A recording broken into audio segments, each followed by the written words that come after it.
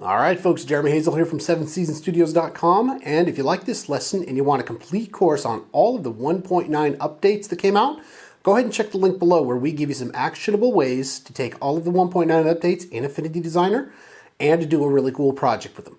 All right, folks, on behalf of 7 Season Studios, thank you so much for taking the journey with us, and we'll see you in the next one.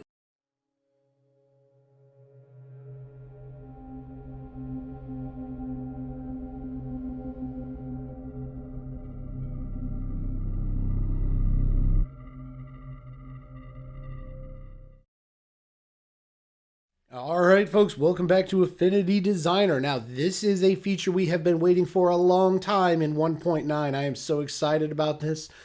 As a vector artist, you get a ton of layers, right? This vector art here has a couple hundred layers between the shapes, between the base layers, between the shadow layers, all of that. And before, there was no easy way to go through and create different variants of your image through the select same option. That has changed in 1.9. So for vector artists, this is huge. Now, when I do vector art, I tend to keep to say 3 or 4 colors like in this design and different variants. So I know that the underlying color of this orange and this orange is all the same. So what I can do, let's say that I have my base layer selected and I grab one of my flames. Now I want to find every other instance where I've used this color of orange. So before I would have to dig through my layers and hope that I caught them. Now after years of doing this, I have a method that made it a little easier. It was an adaptation method. So what I'm going to do here is I'm going to come up to select same, and I'm going to go to fill color. And now it selects all of those. And if I wanted to, if you so chose, if I wanted to change the color now, I could. That is super sexy. I might stick with the green actually. So you could go through and try different color variants through selection of the same. That's actually pretty cool. Now, this isn't just for base colors or strokes. One of the other ways that I do this, let's say that you're doing a highlight layer. So I've got all my highlights grouped here. And if I go to the tusk, a lot of times when you do highlights and you change, say, the blend modes, it can be a little bit overpowering. Or even if it's normal in blend mode, you may want to turn down the opacity. So let's turn this down and make it 30%.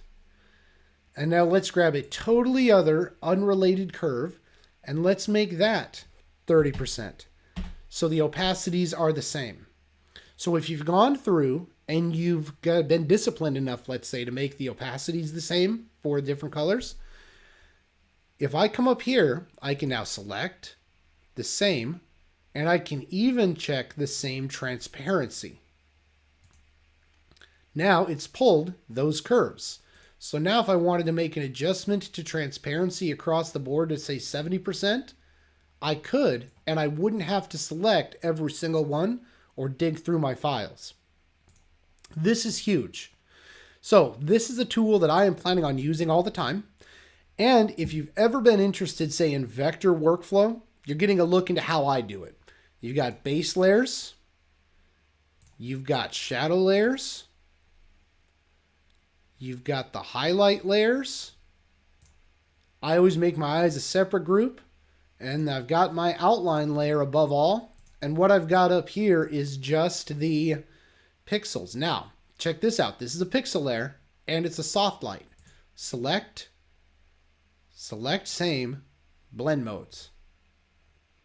Boom. Not only did it pull the pixel layers, but it also pulled this overlay. So this is a big deal, folks. It's a huge workflow time saver. And I'll tell you, the way that I use this a lot is once I'm done with my vector image, I come in, I create a new artboard from this one, and I play with different color variants. So because I only used 3 or 4 colors, this makes it extremely easy to change and try new color variants without having to reinvent the wheel and spend 35 hours digging through your layer stack.